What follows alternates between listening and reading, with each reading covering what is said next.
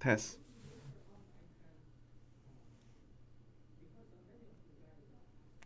Can you hear? Good morning, everyone. Oh, drop. 15.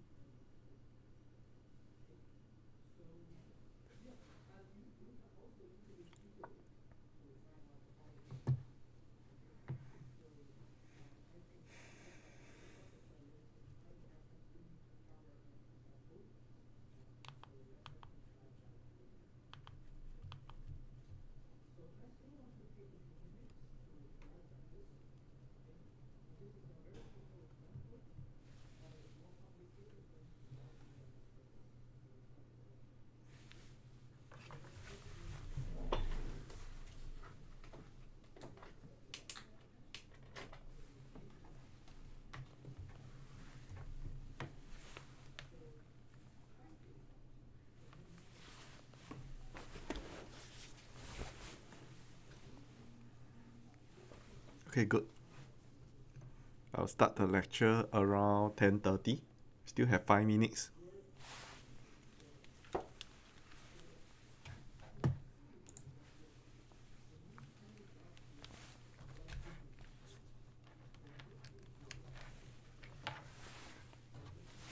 So today we will cover about the searching. Yeah, I would. I think today one is should be easiest one.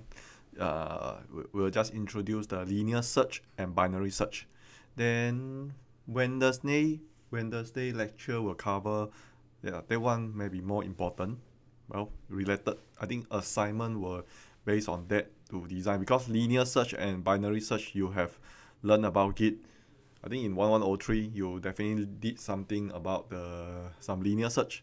In linked list, in binary search tree, you did all this.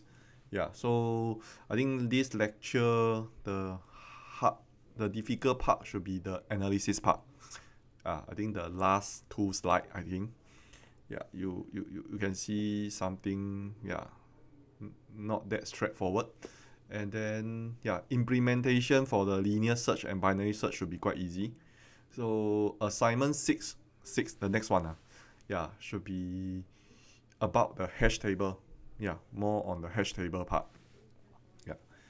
Then also remind you, I think I will release the assignment 6 maybe tomorrow or Wednesday. Yeah. So take notes, the assignment 5, the deadline is next week. Okay. Yeah. If you have any question, maybe later 11:30 after the lecture. If you have any question, you can put in the chat to clarify. Yeah, I still have after 11:30. I have about 1 hour times to go before I go to another tutorial class. Yeah, if you want to ask, you can trying to ask. Yeah, but and one thing, or you can email me also. But try not to ask me what is the answer, Yeah. Can worst case be a big omega or big theta? It does not have to be a big omega, right? I think whether it is a big omega or big theta, can worst case be in big omega? What do you mean can worst case?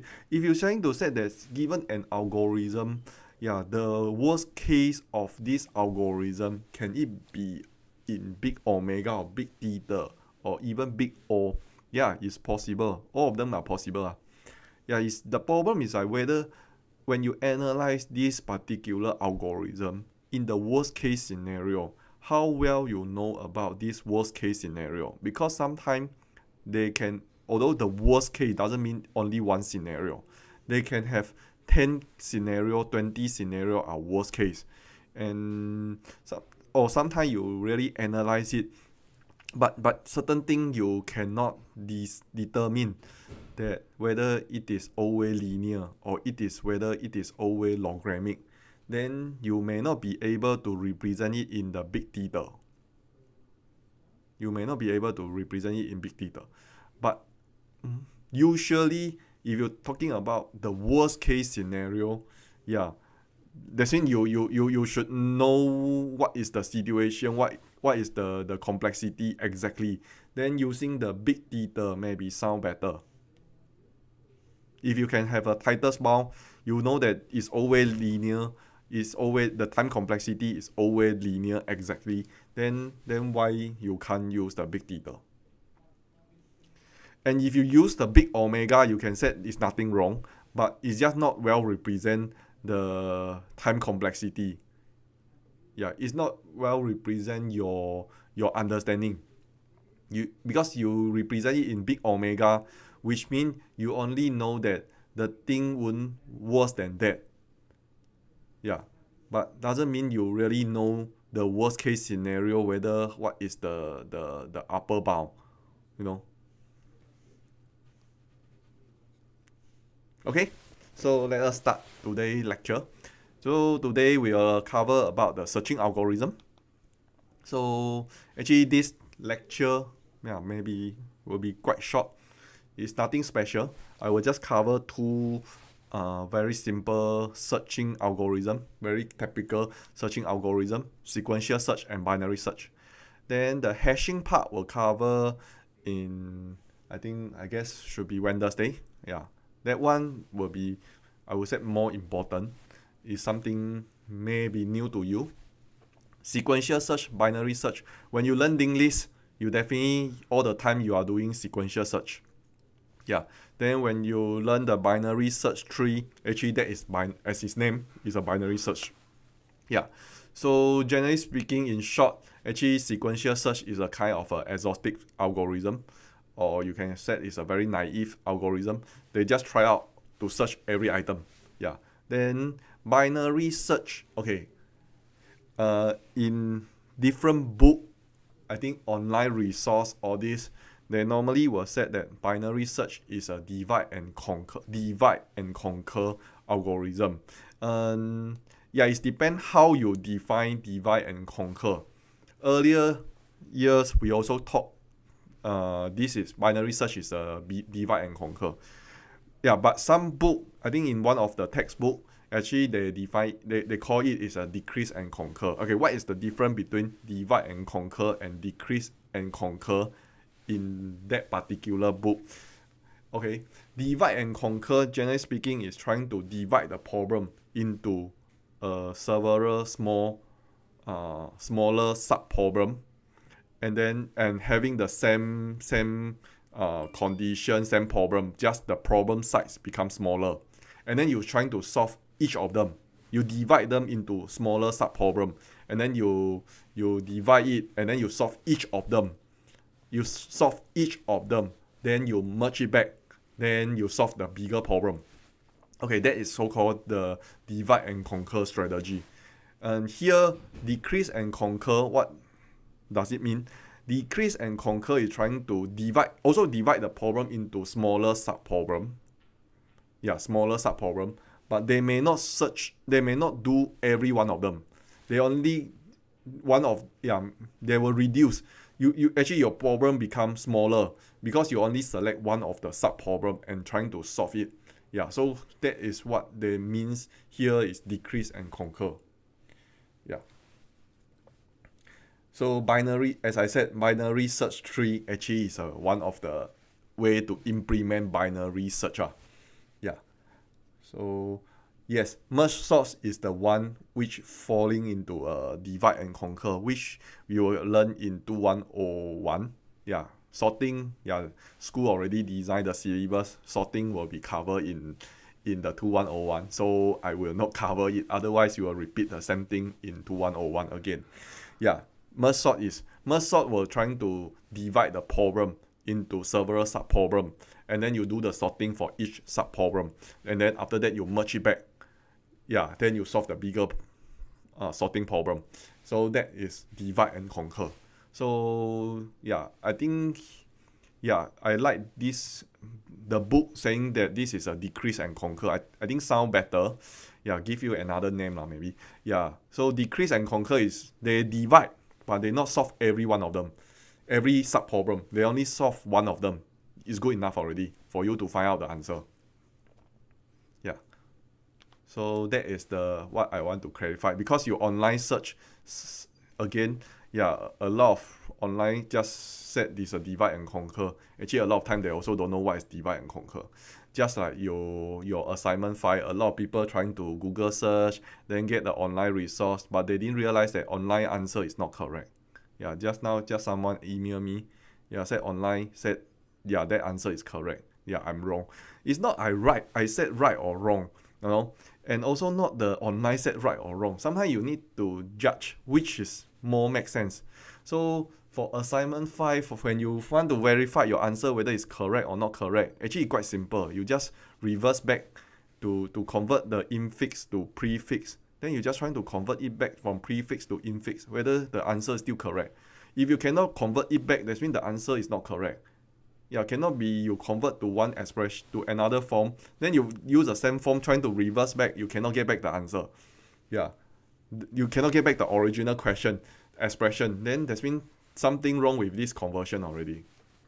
Okay, so yeah, okay, sequential search is is handled when your array is unordered, unsorted data, or not in order. So no other choice. I want to search whether particular key is in the list or not, in the array, in the linked list or not. The only way is using kind of a brute force approach or naive approach. Just try out all of them. Yeah, just try to search every component. Yeah. So you have to no choice. You have, because it's unsorted, then in this circumsystem you have to search you have to read every element and then trying to compare it, and then to check whether they are equal or not equal, then to find out the key you want or the data you want. So that is kind of a sequential search or linear search. So yeah, this is the array version. So I think earlier in the previous lecture already show you is the example in when we're talking about the time and complexity analysis. We already show you the linked list. In fact, you already learned about the linked list part. So this is the array version. I think you also learned it in 1103. So I'm not going to too much detail about this thing. Yeah, you just run a for loop, then just compare every key. Yeah, then increase the index. Then you search. Whenever you find a key, then you just return success. If you after you finish this for loop, you still cannot find the key. That means the key is not inside lah. Then you just return. Yeah. Okay, I think there's a typo. I missed out one n.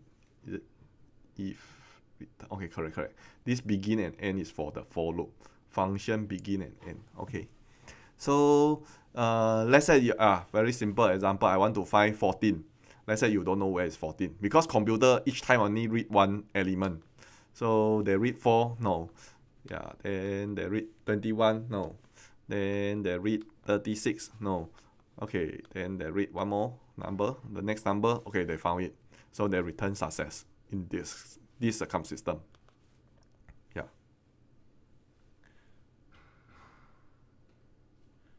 So yeah, another scenario is unsuccessful to cut the time short. Yeah, then you just try to 4, 21, 36, keep trying. Yeah, definitely the thing is not inside. So not surprising that in the end, after you run 12 iteration, you still cannot find the key. Then you just return failure. Yeah. So among these, what is the best case? Yeah, the item is at the first place, in the first position. Then you find it. So no matter how big your array it is, yeah, in the best case scenario, you take constant time. You just need one comparison, you found it. Yeah. So the worst case, yes, mean it can be the last item, or the thing is not inside the given data array. Then you need to run n iteration. That means you need to do n comparison to search every element to compare. Yeah. So you expect that the complexity is in the big theta n. Yeah. So either the last item or no item is in the search key, is a search key. Yeah.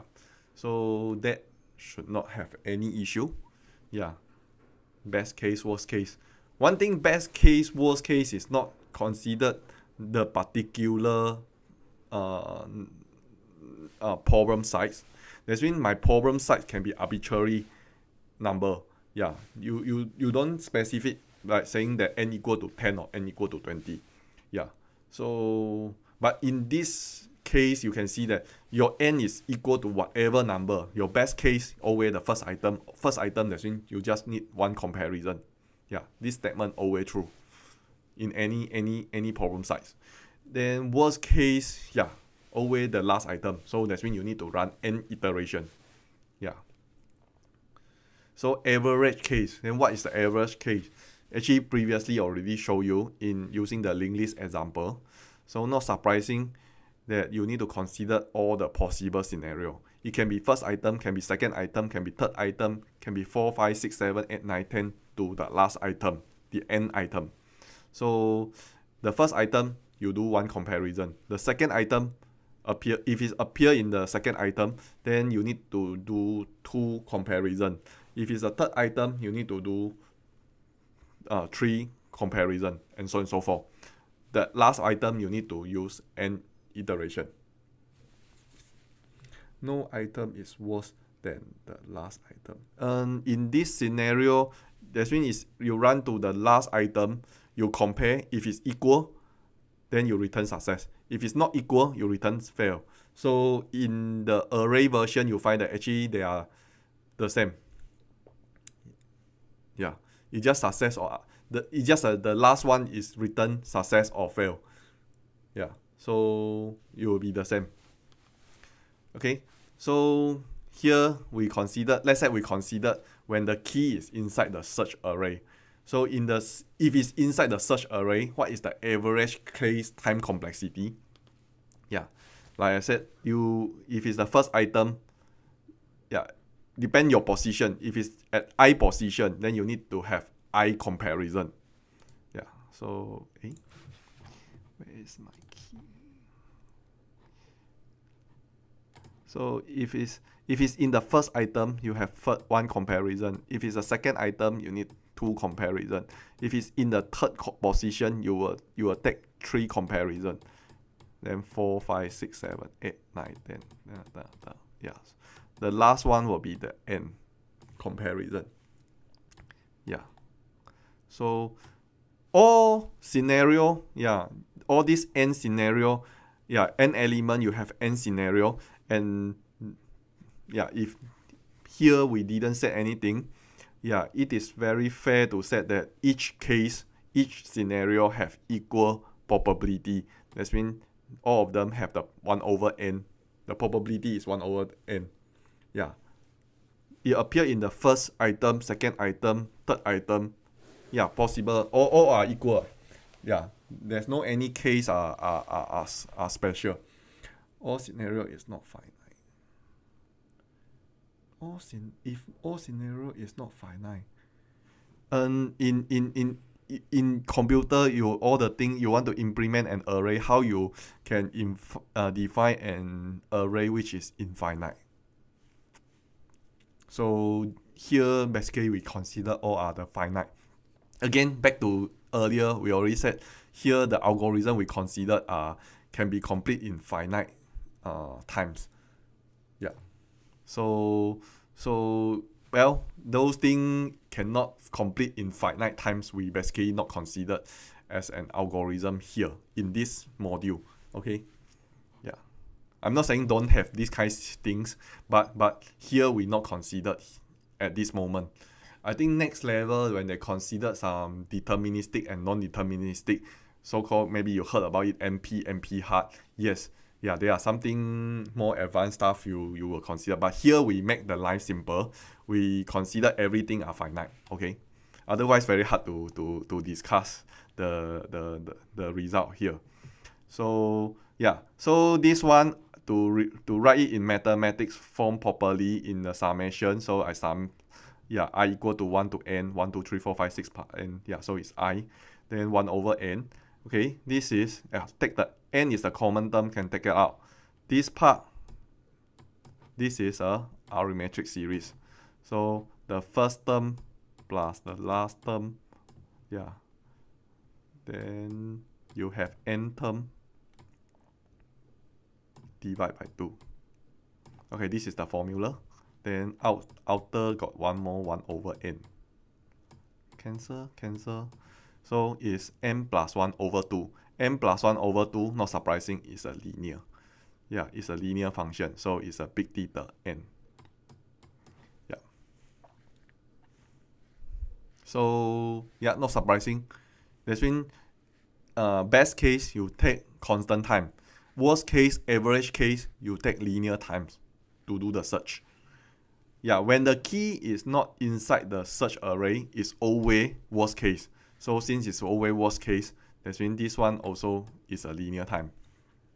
Then overall, the average case, whether it's in or out, you combine these two. That means you need to consider successful case and unsuccessful case. There's a probability, another probability. This time then we don't know what is the Q. So successful Q, then times the complexity. Then unsuccessful, of course, is 1 minus Q. Then it's a linear. But anyway, Q is not important. In the end, you'll find that you summarize, you rearrange all these things, it's still a linear. Overall, whether it's successful or unsuccessful, their average case is linear. So overall, of course, it's still linear. Here Q, actually you cannot assume it's half. That's what I didn't set Q is half. One thing I need to highlight. The thing is actually it may not be half. If you have n data, but your search space likely is much bigger than your data. For example, if my data is integer, then my search space, all the input, my search key can be all kind of an integer number. Then your data may be just a small portion of integer number. Then actually Q is very small. This Q probability actually is much smaller. If all the integer number can be the search key. Okay. Can average K be item in the may not true. Middle index may not true. In here you can think so, because half of it is because it's a linearly increase. 1 comparison, 2 comparison, 3 comparison. Then so you linearly increase the number of comparison. Not surprising that average case is the middle index. That one will be the average case. In this scenario, okay, but I cannot say that always is this scenario. In this, why it can be is because you linearly increase your number of comparison. Every time you only increase by 1, by 1, by 1, by 1, by 1. Not surprising, average is the middle one. Okay, so that is the time complexity of sequential search. So this one is in the linear. So soon people find that I said if it's I think just now also someone said so. When the thing is not sorted, you find that you need to use this kind brute force approach to search every element. It's quite expensive. So people's thinking maybe I sort out the data first. So yes, some said that the sorting is will take n log n to n square to achieve the sorting, but I just need to sort one time. After that, all the subsequent search process will be improved significantly. Will it worth to do so? That it depends whether your searching is you keep doing the searching or it's a one-time search. If you only have your one set of data, you only do one time search, you will discuss the data, then maybe not worth to sort it. Because you sort it, you take, and at least you need to take, this one will cover in the next level, but at this moment, you just need to know that, probably the sorting algorithm you can find, I think in the lab, the next week lab, you will see that one of the example I implement the quick sorts for you. That quick sorts can achieve is in the n log n. N log n. Then if I do one times, then maybe this particular sorting is already take n log n. It's already much bigger than the earlier one, just now the linear one. So probably it's not worth to do so lah. But if you need to do the searching several times, then maybe not. Maybe okay to do the sorting first, because you sort it. After that, subsequent, you will see that later in the end, this binary search, or you should realize that yes, this thing actually the complexity will give you is a log n. Later I will show you that why this thing, the binary search, the complexity is in log n compared to just now the linear one. This one will improve significantly. Back to just now, someone asking whether you need again and again, try not to go and you try not to memorize all the algorithm. You need to understand the things, and you yourself be able to implement and realize. It's not go and hard code and memorize the things. I see a lot of people start trying to memorize. I don't know, got million of algorithm on this planet, then how can you memorize all of them? You just make your life tougher and tougher, and in the end you still don't know what is algorithm, because you all the times just use your brain to memorize the code. You never go and understand it. And get the idea. Learn the idea, learn the strategy. Why you keep highlight that, like this one is the decrease and conquer, is learn the strategy. So when you encounter similar problem, you can try to think what kind of a strategy you can use and trying to solve it, rather than trying to think that which algorithm you memorize before can reuse it. And then a lot of time, problem A solution, their algorithm A may not be able to directly apply in problem B. So I would say that it's not very efficient way to memorize all the algorithm. Just like earlier, the prefix, postfix, infix, three expression, you can think that how many combination are there. If you don't understand the thing, you just blindly memorize all the combination and their corresponding algorithm. You will find that in the end you still don't know how to do the question. So that is not a very smart approach to do so. If you trying to learn, is like observe the pattern, and then trying to come out how to understand the concept, understand the problem, and then come out observe it. After that, you come out a very systematic way to solve the problem, and then trying to realize that systematic instruction into C programming. Actually, you find that you don't really need to memorize so many things. And again, you probably have to practice to realize the code from your idea to realize as a code. This thing, through the lab and assignment, I trying to let you practice. But if you're trying to copy your friend's answer, you're trying to copy online answer here and there, of course, in the end, during the test, you definitely choose to memorize it, trying to think that you memorize all the code, you can solve the problem. You can try, then see how is it during the lab test. I don't think it will work. But even I said so, every year still got people don't believe it, still want to try that way. I can't stop them.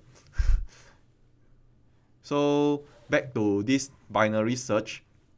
Yeah, so just I already mentioned, decrease and conquer is divide two smaller or similar subproblem.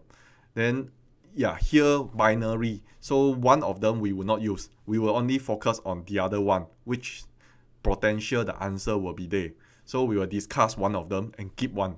So you will slowly, over the times, your search space will decrease. Yeah, every iteration you will reduce your search space by half. Then you search one half and then discuss the other half. Yeah, progressively. Eventually, either you find the answer or the answer is not inside the data. So, okay, for example, yeah, this is I think you have seen this similar. This one is the array version. So it's a very similar to your binary search tree you have learned in the first half. Yeah, so basically they're just trying to recursive. This is a recursive version. Recursively compare every time. Yeah, if the number is equal, you can return already. You get you found the item. If it's less than that, you reduce your search space to the first half.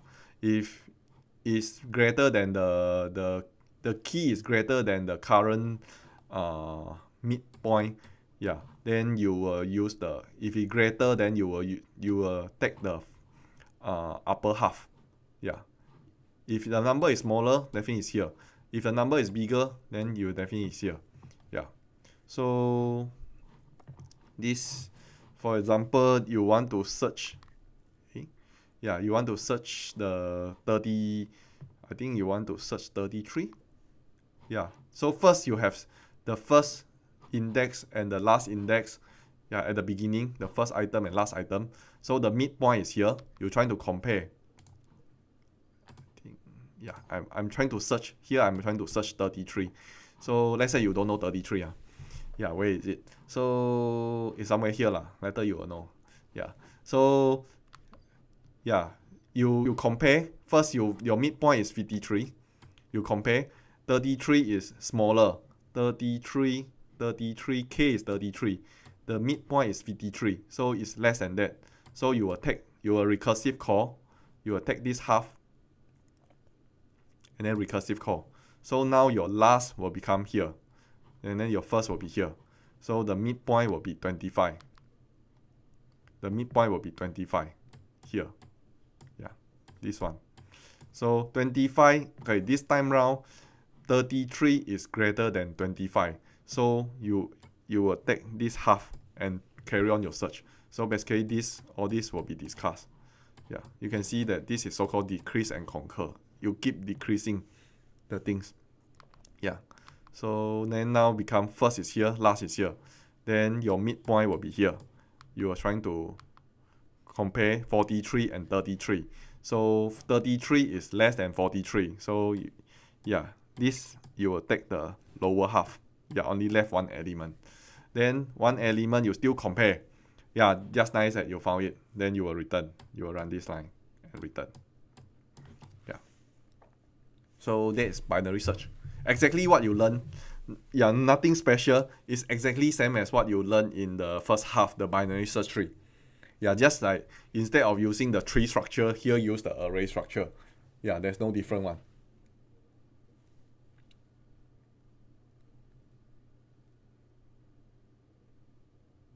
So if we have if k less than the first, k greater than, yeah, so if out of the range, it doesn't matter. When okay, here of course I assume that people call this function, they will provide the valid first and the last index. Yeah. K is the key. K is the search key. Yeah. Okay. Oh, yeah. Oh, okay. Okay, got it. K is the search key. Nothing related to the index. K is the number inside the array. You look for the key you look for. Yeah, the search key. Yeah, that's why you can see when I compare, I not really compare the index. I compare the content inside the array. The element in the array. Yeah, okay. Next, I'm going to show you the key here is not showing you the this algorithm. You have learned this before already. See, yeah. Another this scenario, not surprising. You same thing. 400 is not inside the list, so you will keep searching, searching, searching, searching, searching. In the end, your last is less than the first. Yeah, the last is already less than the first. Then you stop. You return -1. So the return is the return index. So index cannot be negative number. So if you receive -1, implied that the key is not in the array. Yeah. So that is the failure case. Just now is a success case. So similar, you not only can implement in the recursive way, you also can implement in the iterative version. Yeah, but the complexity is the same. Yeah, basically you also run so many iteration. Yeah. Now the next question is like, okay, someone asking about the key I want to discuss is the next one. Is about the time complexity. Okay, if we find a key value but we do not know the number inside the given array. Of course, you don't know the number inside the array. Do we have to verify if k is less than? No, it doesn't matter. Here I'm trying to search 400. Is it 400 inside? Yeah, even I'm trying to search the thing is like 900 or 1000.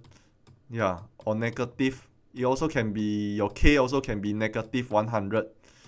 Well, you trying to, okay, what you are trying, I think I know what you are trying to do. You're trying to search the first item and second the last item, then to see whether they are in the range or outside the range to improve your binary search. That is already changed the algorithm, the original algorithm. Of course, you can add a lot of additional constraint, yeah, to accelerate your searching. But you find that, yeah, later you can keep adding additional if else statement. Then in the end, it's like you find that you want to accelerate further. It doesn't really help. Yeah. Today this is n key so what happens if you have bigger and bigger and bigger data? The problem we discuss is like about what happened, my problem size is getting bigger and bigger. The range can be very wide. Yeah. So then you just adding this additional step to check the first item and last item. The complexity you find that in the end, yeah, general scenario, it doesn't really show improvement. Maybe in the particular case, maybe in your particular application, yeah, you adding this will improve. Maybe because your search range is very small, your search space is very small range, in a very small range. Yeah, maybe you can compare the first item and the last item first. All this is kind of like a variance of the binary search. You're adding some additional constraint here and there to improve your time complexity in particular scenario, in particular case. Yeah, but here we're trying to discuss is more on the general scenario, generally the binary search, what is the time complexity. Yeah.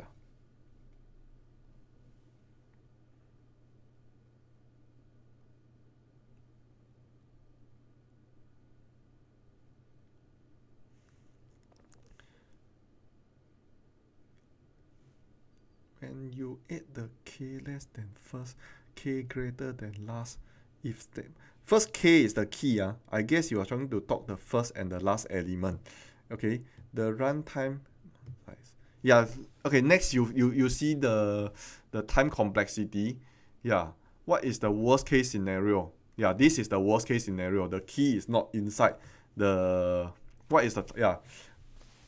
Then you can see how actually, okay, more proper. Actually, you all know that the time complexity is for binary search is log n. I think earlier first half also show you the binary search tree. If you're trying to search, I think in my tutorial class I also show those students.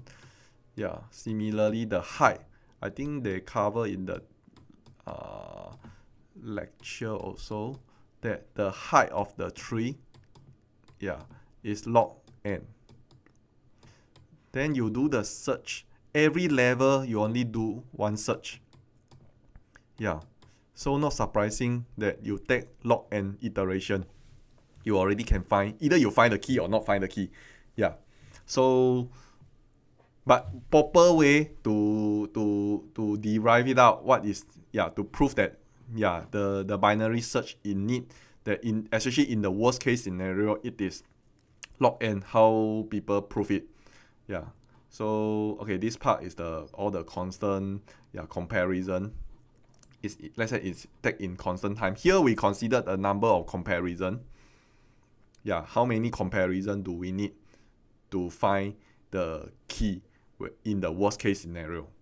Then in each function call, we will do a recursive call, and then the problem size reduced by about half.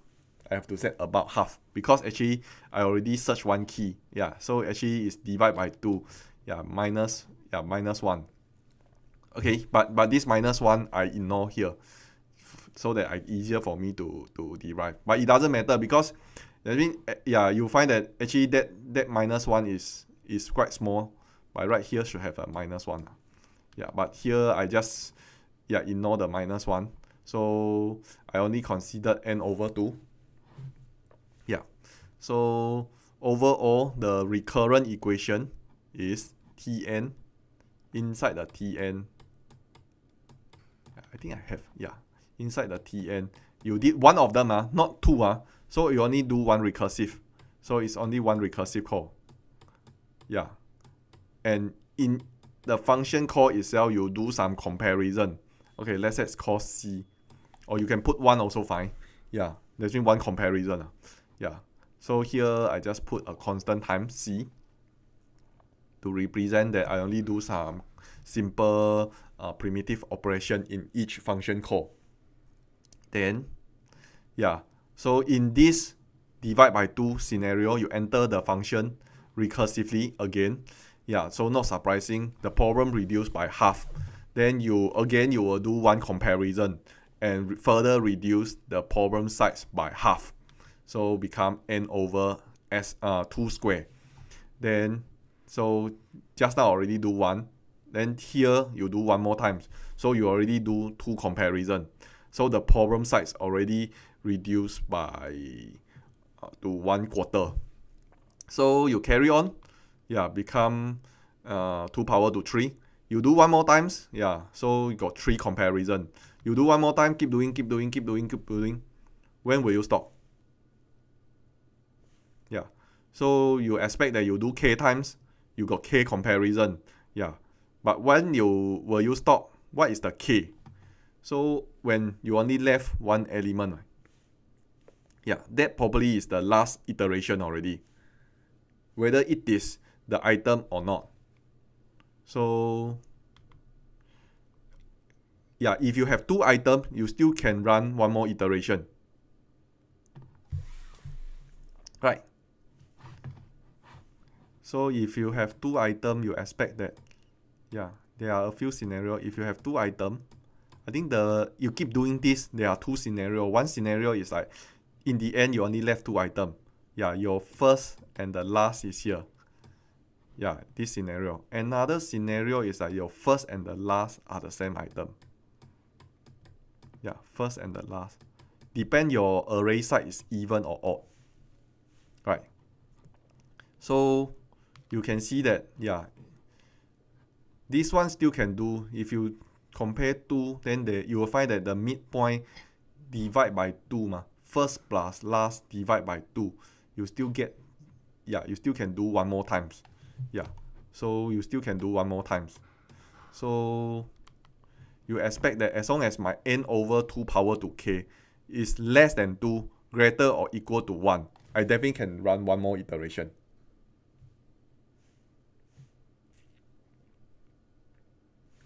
Okay, so agree? You keep doing, every time you by half. yeah, in the end, yeah, the last one should be somewhere in between this number. As long as between, yeah, because this one will take the integer division.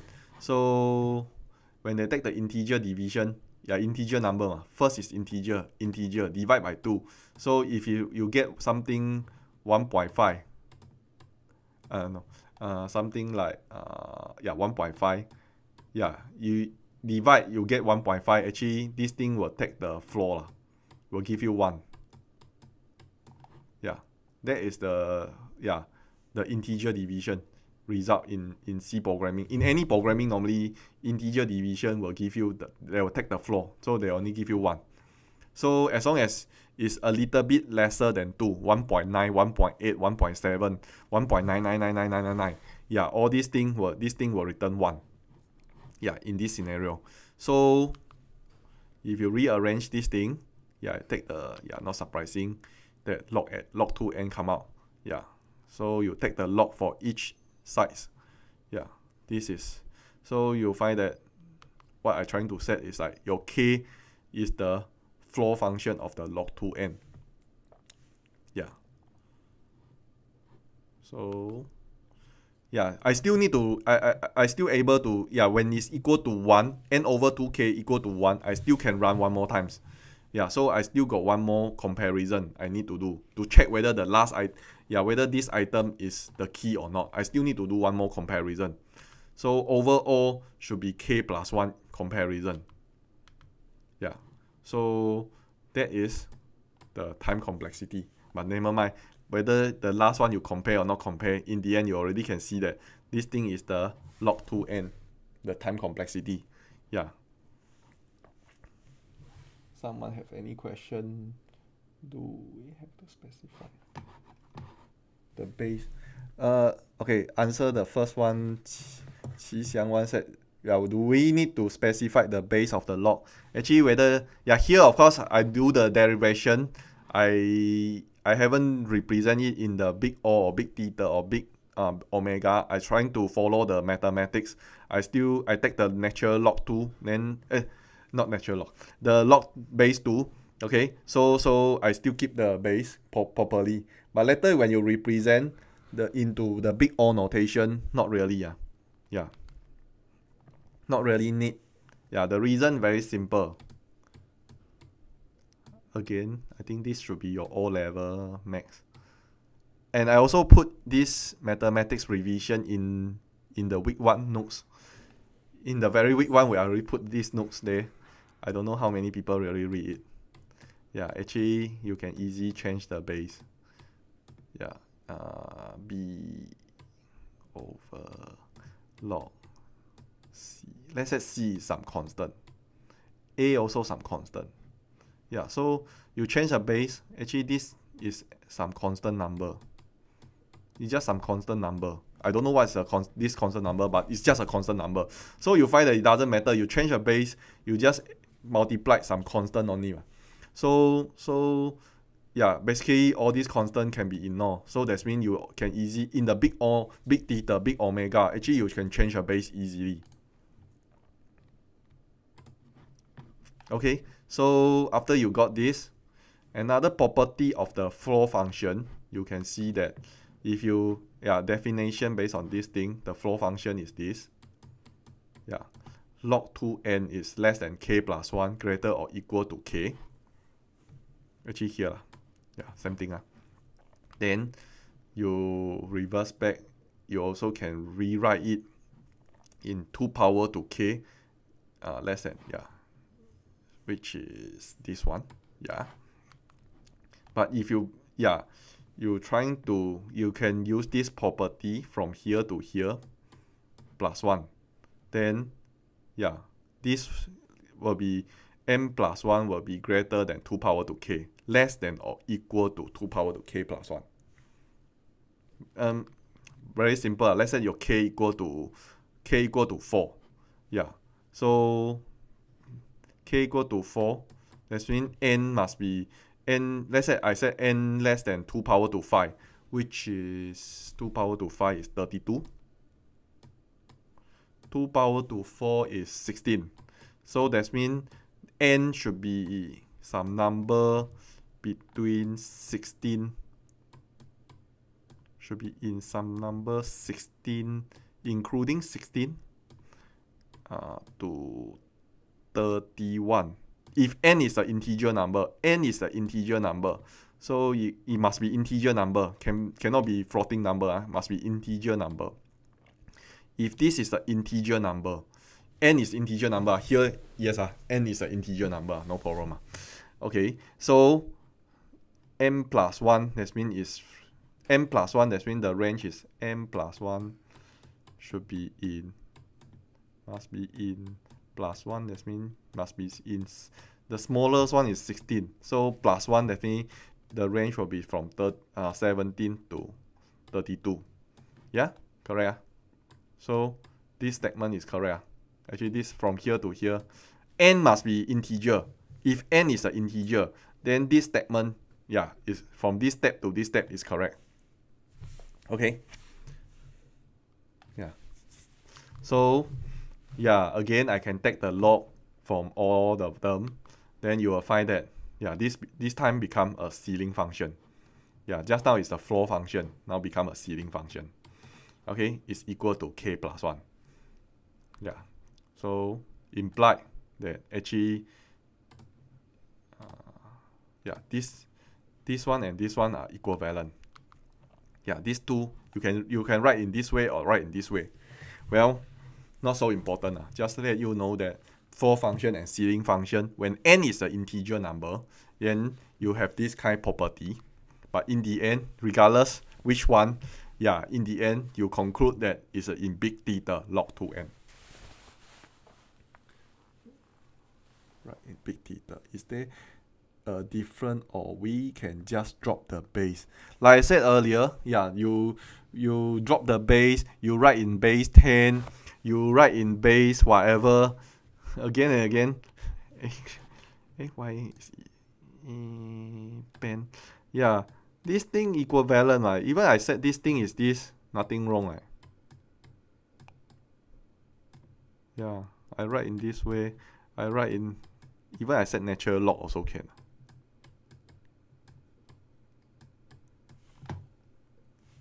Yeah, but just like in computer science, yeah, everything is in binary. Yeah, usually we represent in base 2 lah, but actually equivalent. Why is it so? I already showed you just now. Okay, maybe show one more times. Yeah, log 2n. I change a base. What does it mean? I change it to log 10. Equivalent, divide by log 10 to. Yeah, this is just some constant number. This thing is just a constant number. So, yeah, big theta, whatever, I think in the last lecture, yeah, we said that Gn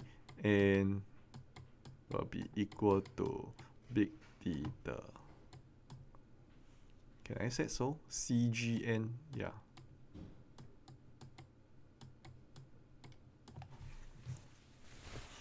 It just multiplied some constant on it. Generally speaking, yeah, you can, yeah, this is just multiplied some constant, and yeah, this constant doesn't, the order of growth is still remain the same, whether it's the logarithmic log 2 or log 10 or I don't know. Yeah, you find that they all have the same order of growth, just one slightly faster than the other one, but the growth order of growth, they are in the same category. Is a same set of function, so you can use the same, yeah, all of them are equivalent. Okay, so I thought big theta is bounded, is titled small between big O and big omega. Yes, so yeah, here if it's a floor function, ceiling function, all this, yeah, in the end is still in log n, right?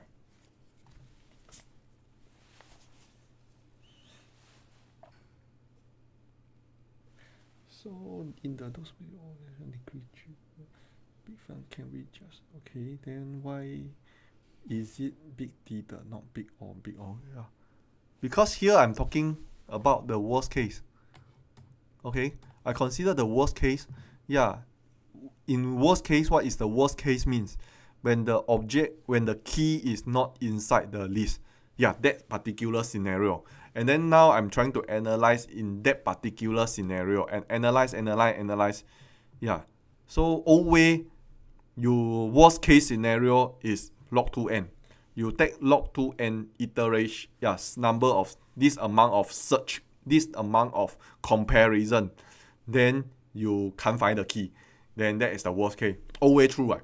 So of course I use the tightest mount. I don't have to use the big O or big omega. You can set it's a big O or big omega, but it's not well represent your worst case. Yeah, actually I use a big theta is a better representation. Yeah, because it's definitely always is a log n. Worst case scenario is always log n. I have to emphasize in worst case scenario. Yeah, the time complexity is always big theta log n. Okay. If today I'm talking is like the time complexity of binary search general, then maybe I need to use big O log 2n. Yeah. Because it can be best case, it can be average case, it can be any case. When I said general, yeah, the time complexity of binary search, I didn't emphasize is the worst case scenario. I'm talking about general. Yeah, can be best case, can be, then you probably have to use big O notation. Can explain from the bottom, explain the bottom left red box. Okay, bottom left. Then the second and third. Yeah, second and third, you can see the example here. Maybe first you're trying to understand this example first. Let's say we think about k equal to 4. And remember, n is an integer. N is an integer. So what is when k equal to 4, 2 power to k, 2 power to 4, and 2 power to 5. That means n is an integer. That means n can be from 16 to 31. Right? So what is n plus 1? n plus 1 should be 17 to 32. So n plus 1, is it less than or equal to 2 power to 5, greater than 2 power to 4? If you can understand from here to here, you should be able to observe that when n is an integer, if n is an integer and n is less than 2 power to k plus 1 and greater and equal to 2 power to k, then you also can set that n plus 1 is less than or equal to 2 power to k plus 1 and greater than 2 power to k. This thing, I think the left hand side, this red box, the key is from the step 2 to step 3. You need to spend some time to think about it. Actually, easiest way for me, I will just trying to observe from one example. You can let k equal to 4, k equal to 5. You can observe that when your n increase by 1, then actually it's definitely, the possible number of n plus 1 is less than or equal to 2 power to k, greater than 2 power to k, 2 power to k plus, less than or equal to 2 power to k plus 1, greater than 2 power to k. Why we can't left it as a second line? No, I just actually all this is extra step lah. I don't have to do this from here to here. It's not necessary. I just show you that there's a ceiling and the floor function relationship here. But actually, up to this point, you already can make a conclusion already. You already can see that, this one is the logarithmic plus 1. So definitely it's a logarithmic. Logarithmic take floor or take ceiling, does it matter? You take floor or take ceiling, 2.1 or 2.2. It just, also again, it's just like one, a constant different only. So it's in the end still logarithmic. So overall, the whole things conclude that the worst case scenario, as you expected, not surprising. At the beginning, I already told you that binary search, you already know that it's a logarithmic. So I just threw a mathematics way to prove that init is a logarithmic. Yeah, it's like you know that it's a logarithmic through some observation, but how do you proper way to show mathematically prove that it is a logarithmic? Yeah.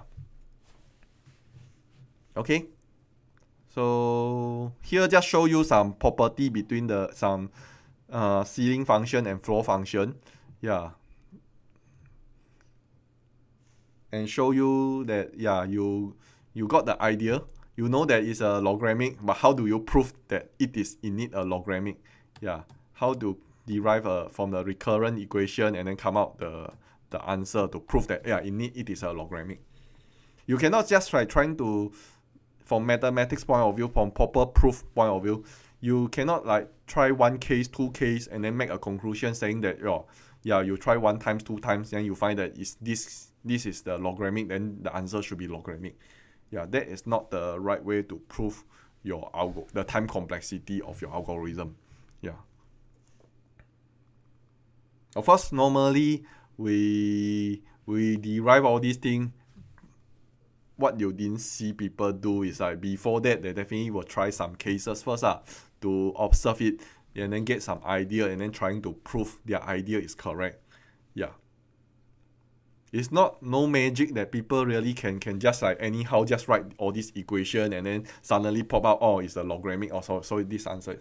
Actually before that they already through some observation they guess that normally a lot of you also doing that, guess that the answer is logarithmic, but you didn't do the further step is like trying to derive it properly to prove that your guess is correct.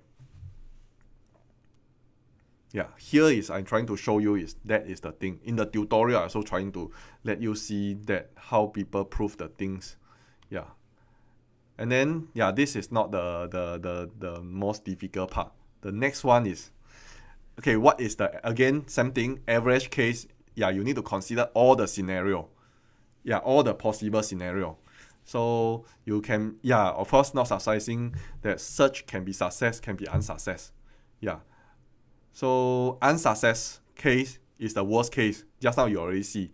The complexity is big theta log 2n. Okay? Then now what is the success? Success, there's a lot of scenario.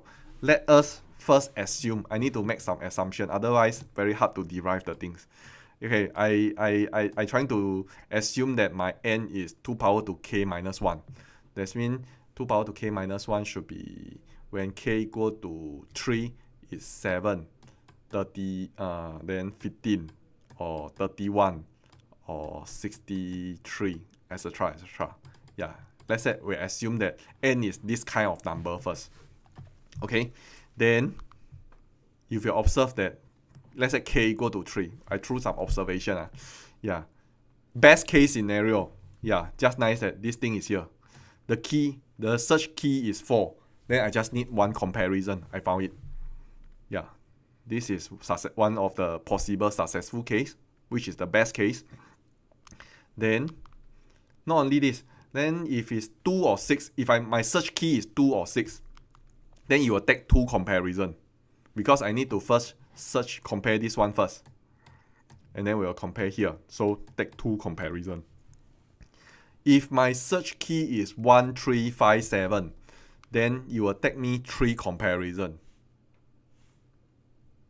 Do you see the pattern? You will find that given an array, and this array size is 2 power to k minus 1. Among all these, they are not equal. They are not really equally having the same number of comparison. Among all of them, definitely one of them, the middle one, just need one comparison. And then there are 2 positions, need 2 comparison. There are 4 positions. Require 3 comparison, and so on and so forth. You expect that there are 2 power to t minus 1 position require t comparison. Depend how big it is. Depend your array size. So definitely it's in this order. one position, one comparison. There are 2 position require 2 comparison. There are 4 position require 3 comparison. There are 8 position require 4 comparison, and so on and so forth. Yeah. So back to just now, I already assumed that n equal to 2 power to k minus 1. So all the cases got one position, one comparison. There are 2 position. There are 1 position require 1 comparison. There are 2 position require 2 comparison. There are 3 position. There are 4 position require 3 comparison. There are t position require. Sorry. No. There are 2 power to t minus 1 position require t comparison. So this expression, you can write it in this way. Okay, now the question is like how to sum this guy. What is the summation of this series? 1 times 1 plus 2 times 2. This is the total number of comparison in all the scenario. Then you got n element. You have n element in the array. So assume that each position have equal probability. Then you have the probability is 1 over n, no problem. Then but the thing is like how to different case got different number of comparison. The thing is how to sum this. Again, actually in the week 1, I already show you that actually this thing, you can derive it. It's in the max revision. Nothing special. I just do a small trick. Just multiply 2 here. You just this one, you times 2s. You will find that actually 2s, then it will become, this one will be 1 times 2. Sorry. You will be 1 times 2. You will be 1 times 2. And then this one will be 4 times 2. And so on and so forth. Here actually, 2 times 4 and then 3 times 8. You can see, observe that the previous one and this one, the difference between the second equation and the first equation is different by, all the terms were different by 1. Because I times 2 So, so after this second series, you subtract with the first series, you will get this. Actually everything is inside the revision. I think you should learn this thing before in your O level or A level, I guess. Or in the poly times. Then actually this thing, you notice that here and here. Actually this is a geometric series. You notice that this one is a geometric series. 1, 2, 4, 8.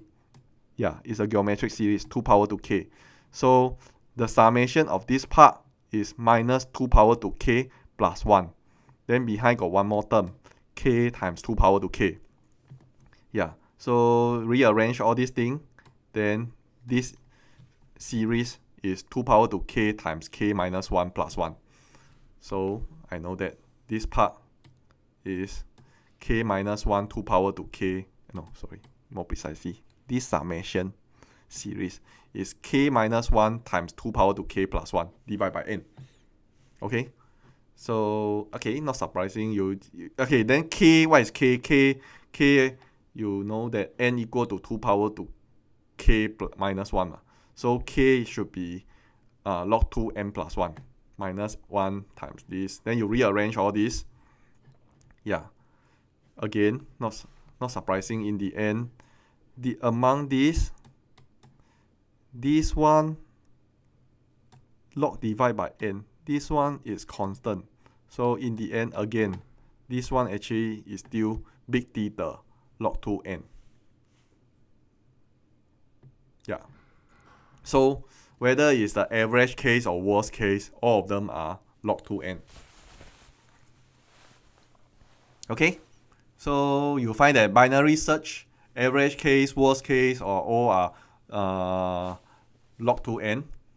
Yeah, so then sequential search is, if your data is not sorted, you will take a linear search. That's really not surprising. The complexity is worst case or average case is in linear. Then when you improve, you sort the data. Your searching improve from linear to logarithmic. Whether it's worst case or average case is logarithmic. Yeah, because all this is constant time. This one divide by n. Actually, this one also can ignore already. Yeah, so in the end, you only left the log 2n plus 1 here. In the average case. Yeah. So overall, it's still log n, log 2n. Yeah. Compared to previous one, yeah, and this one, worst case, average case, yeah, log 2n, binary search. Typically, actually, you expected, when you observe a few cases, you can find that binary search is taking log 2n. Yeah. Comparison to find the item. Yeah. So is there any better way to further improve this thing to the next level? Will be the constant time. Linear to logarithmic, next one will be constant already. So this one will cover in Wednesday. Okay? Any question?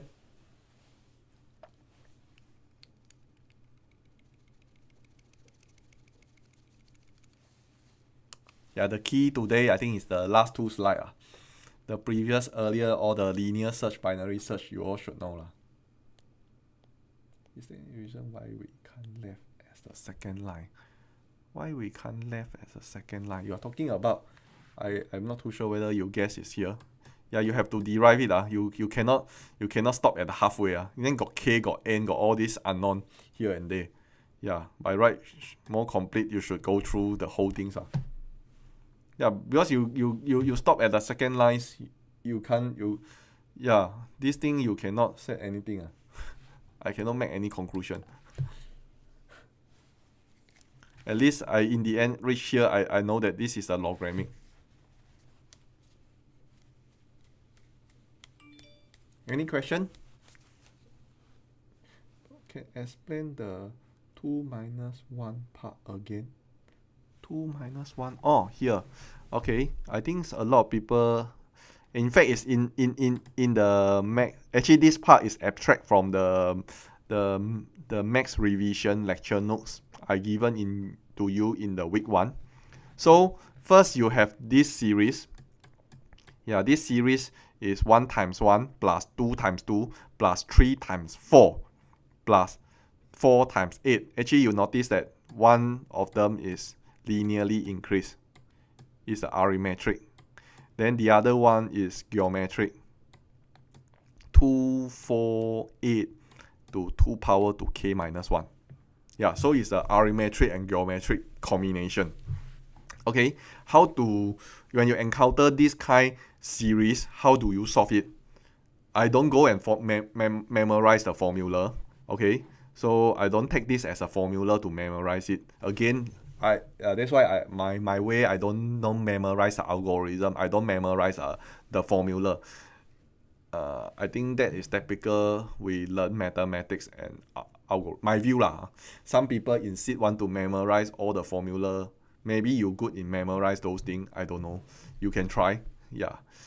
What I know is like, I just simply, this series, I'm trying to summation this series. I multiplied this series by 2 first. So after you multiply 2 in this series, you will become 1 times 1, right? Become 1 times 2. 2 times 2 become 2 times 4. So the geometric term here all multiple by 2. So become 2, 4, 8. Yeah, 1, 2, 3. Yeah, all shift. This one will go to here. This one will go to here. This one will go to here. And so on and so forth. The k times 2 power to k minus 1 become k times 2 power to k. Okay, so yeah, you each term you multiple by 2, 1 by 1. Each term you multiple by 2, multiple by 2. So you can observe is, after you do so, yeah, this one is 2 times 2. After you multiply by 2, this one come here. This one and this one, the difference, 2 times 2, 1 times 2. The difference is by 1. Yeah. So the second equation, I just subtract with the first equation. You will find that the second equation, so you don't look at this one, you don't look at this one. The first one and last one, you don't look at it. This one, you crop this one, you crop this one. Yeah, each pair 1 times 2 minus 2 times 2, you get minus 1 times 2. 2 times 4 minus 3 times 4. 2, 3 minus, you get 1 times 4. 3, 4, you get minus 1 times 8, and so on and so forth. So all become minus 1 times something, minus 1 times something, minus 1 times something, minus 1 times something. From the second term to the second last term. Yeah, all have this pattern. Agree? Yeah, this thing you need to think about it. Yeah, the thing is, the key is trying to do this step to form this part become a geometric series. And once this thing is a geometric series, you can solve it already. Yeah, because the first term, last term, yeah, very simple. One is minus 1. The last one is k times 2 power to k. Then I can further simplify it to become this. I suggest is like, you trying to, you yourself take a piece of paper, yeah, derive it you yourself. Yeah, you look at it. Yeah, in fact, in this week tutorial, yeah, one of the question you will see this thing again. I purposely put there to let you try it out. Yeah.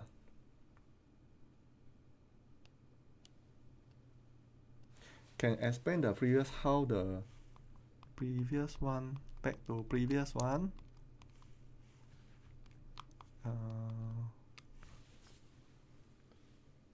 Equation n over 2k, n over 2k, n over 2k. Oh, so if it's greater than 2, if it's greater or equal to 2, that means you still can run one more iteration, right?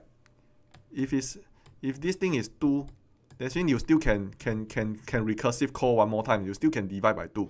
Only when this thing is less than 2, let's say 1.9, 1 point whatever things, that probably is your last iteration already, because next one you will enter this one already. Yeah. Okay, cannot be 1.9, 1.8 lah. Likely is either this thing is one odd number, maybe you get 1.5. There's a possible case is like you divide by 2, divide by 2, divide by 2, become 3. 3 divide by 2, you get 1.5. When you get 1.5, that is the last iteration already. From 3 element, yeah, you do one more iteration, you expect that this one and this one. Then next iteration, the middle is here. The next iteration, 3 become 1. So yeah, this one will become 1/5. But actually, when you run the program, the array, the index will become only 1 element here. Yeah, so that means that is the last iteration already. So that is so-called less than 2, greater or equal to 1. Okay. For assignment 5, can we include our... Yeah, if you have a lecture, maybe you can go ahead. I just answer anyone got any question. Then this video will record. So yeah, please go to attend other module lecture. Thanks. So if you have any question you want to clarify, you can try to send the email to me. We include our own function to compare. Yes, you can include, as long as you don't modify my code, I'm fine. 一号.